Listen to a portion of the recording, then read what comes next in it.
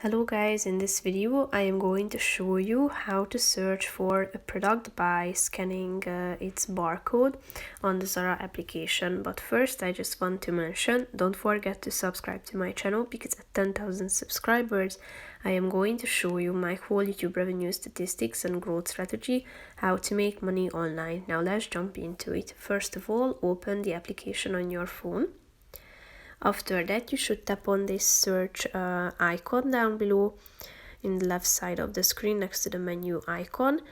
Then click on the scanner option at the top below the search bar.